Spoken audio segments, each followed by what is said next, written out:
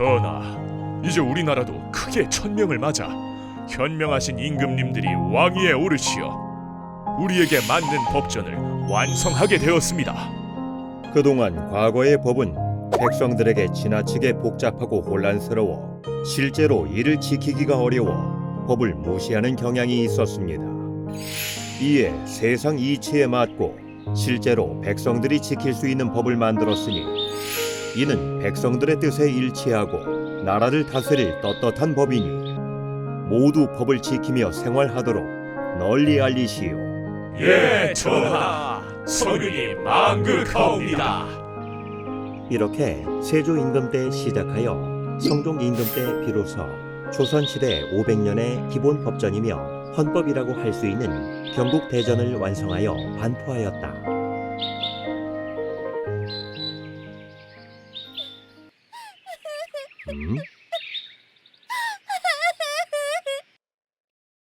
직설아, 이제 관청에 왔으니 조용히 하도록 해라.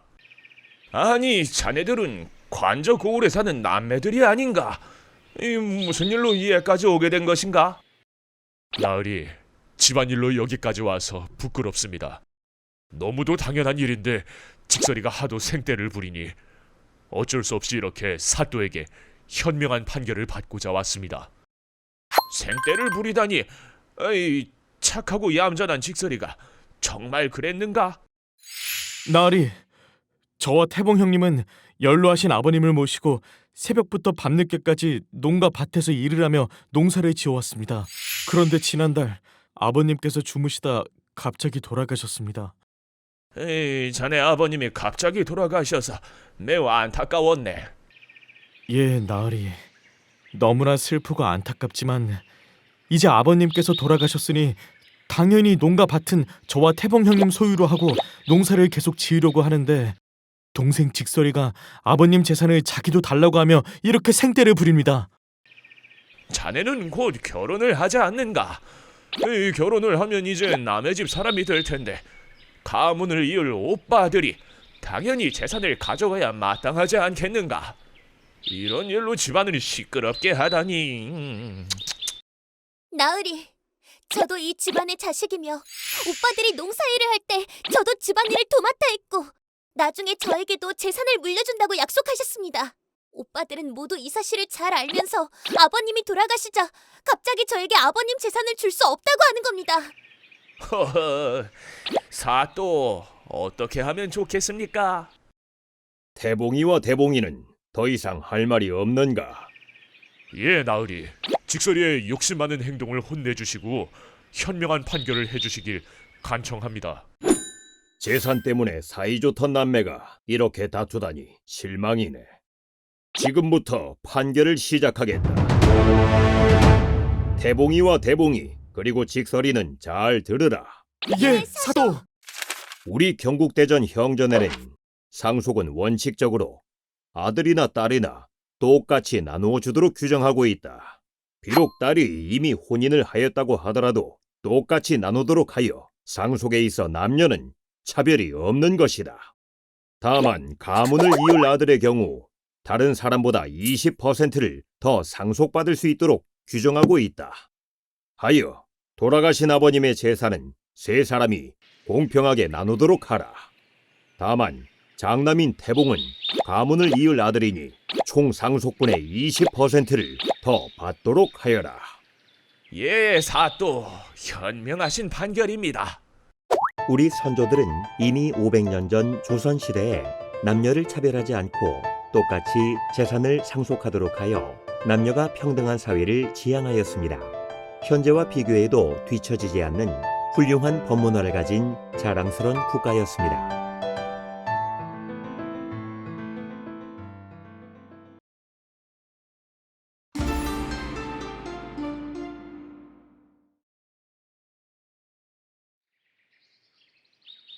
사또, 오늘 재판이 있습니다. 이제 힘든 농번기도 지났으니 그동안 고생한 우리 고을 사람 모두가 화목하게 살면 좋으련만 개인 간의 다툼이 생겨 소송까지 오게 되니 안타깝기 그지없구만. 지금부터 나 양반이 김평민을 상대로 제기한 재판을 시작하겠습니다. 사또, 부끄럽습니다. 저의 너그러운 마음으로 원만히 해결을 하려고 했는데 저놈이 하도 생떼를 쓰며 거짓으로 일관해 이렇게 사또에게 현명한 판결을 받고자 왔습니다. 자네는 무슨 일로 여기 왔는가? 나으리, 저는 나양반 어르신 댁 논에서 농사를 짓고 사는데 작년에는 가뭄으로 벼 수확을 제대로 못했습니다. 어려운 처지에 나양반 어르신께서 갑자기 보리 한 마리를 내어주며 말씀하시길 우리 고을에 농사에 쓸 저수지를 만들 계획이 있다고 하셨습니다. 그러면서 관찰사에게 저수지를 지어달라는 청원을 해야 하니 저도 함께 서명을 하라고 하며 문서에 지장을 찍도록 했습니다. 그러면 고마운 일이 아니더냐? 그런데 올해 3월 갑자기 나양반 나으리께서 작년에 빌려간 쌀과 보리를 왜 갚지 않느냐며 다그치셨습니다. 그래서 제가 언제 쌀과 보리를 빌려갔냐고 하니 저수지 만드는 청원서에 지장 찍은 것을 보여주며 이게 그 증거라고 하십니다. 어떻게 된 일입니까? 내 놈이 먹을 곡식이 없다고 하소연하여 그 귀한 쌀과 보리를 이자도 없이 빌려줬는데 무슨 거짓을 구하느냐? 내 특별히 쌀 3가마와 보리 5가마를 빌려주고 내년 봄에 갚겠다는 자용증을 써 상세히 설명하고 내 놈의 지장을 받지 않았느냐? 이 자네는 문서도 보지 않고 지장을 찍었는가? 나으리, 제가 글을 몰라 그냥 나양반 어르신이 설명한 대로 관찰사에게 보내는 청원서인 줄 알고 지장을 찍은 것이 다입니다. 정말 억울합니다. 누구 말을 믿어야 할지. 만약 곡식을 빌려갔으면 갚아야 하는 것은 당연한 것이거늘. 허허, 이거 참. 사또, 이런 경우 어찌해야 합니까? 나 양반, 김평민과 작성한 문서가 있으시오? 예, 사또. 여기 이렇게 잘 보관하고 있었습니다.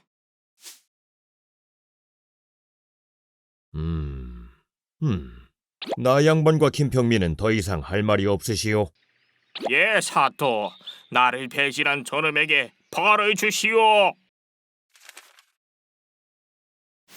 지금부터 판결을 시작하겠다. 나 양반과 김평민이 함께 작성한 문서 차용증은 법률적으로 효력이 없다. 경국대전 호전에 의하면 빌려주고 빌리는 법률 행위는 후일 분쟁을 방지하기 위해 반드시 문서로 계약서 등을 작성하도록 하고 있다. 또한 작성자와 증인을 문서상에 기재하고 관청에 신고하여 확인서를 받아야만 비로소 그 효력을 인정할 수 있다. 그런데 나 양반이 가지고 있는 이 문서에는 증인이 없으며 무엇보다 그 문서의 효력을 인정해줄 관청의 확인이 없으니 이 문서는 무효이며 김평민이 나 양반에게 쌀과 보리를 빌려갔음을 인정할 수 없다. 이 판결에 이의가 있으면 관찰사에게 항소할 수 있다. 아니, 사또.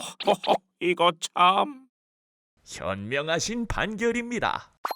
조선시대에는 경국대전에 의하면 개인 간의 물건을 사고 팔거나 돈이나 물건 등을 빌려주고 빌리는 법률 행위는 후일 분쟁을 방지하기 위하여 반드시 문서로 계약서 등을 작성하도록 했으며 재판 청구 시에는 이를 증거로 삼도록 하였습니다. 또한 문서 작성 시 작성자와 증인을 문서상에 기재하여 관청에 신고하여 확인서를 받도록 하였습니다. 그런데 1년이 지나도록 관청에 신고하지 않은 경우에는 관청에 소송을 제기하려고 해도 이를 받아주지 않았습니다. 이를 통해 우리 선조들은 조선시대에 이미 현대의 민사재판과 같이 문서에 의한 재판, 증거재판주의를 채택하고 있음을 알 수 있습니다.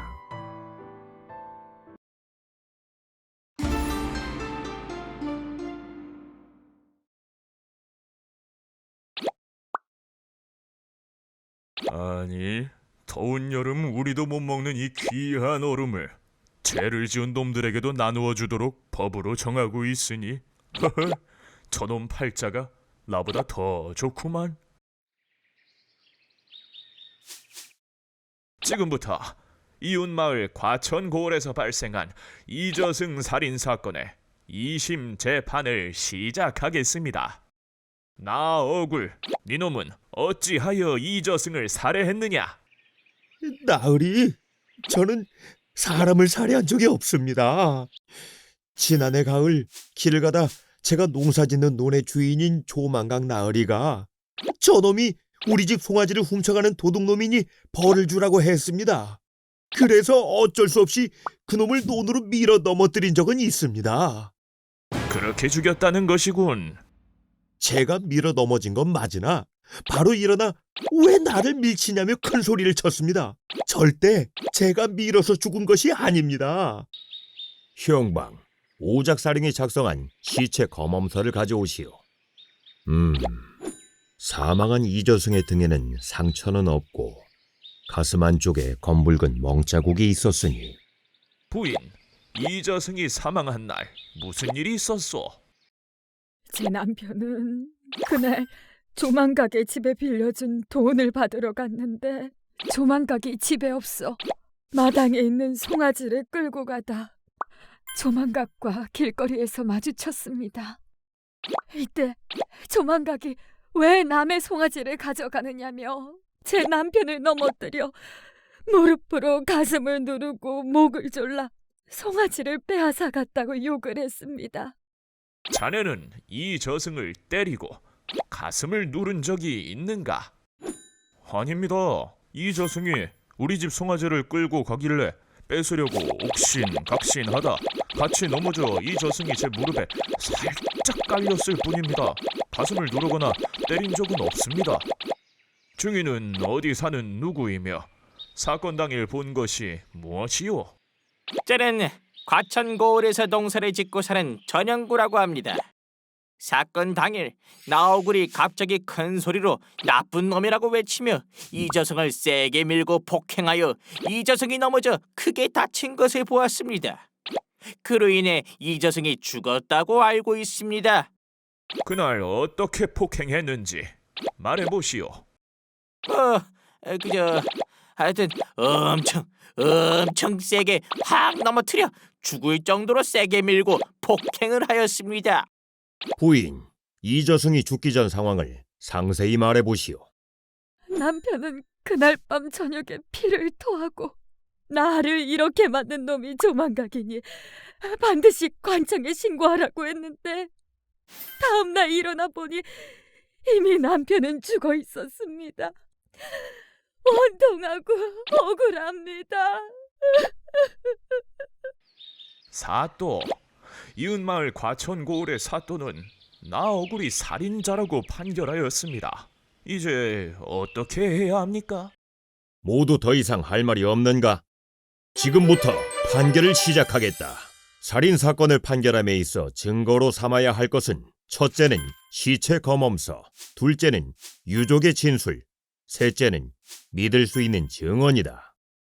이번 사건은 시체 검엄서에 의하면 이저승은 가슴에 붉은 멍자국 외에는 상처가 없고 또한 부인의 진술로 판단컨대 이저승은 밀어서 넘어져 사망한 것이 아니라 가슴이 짓이겨져 죽은 것이다.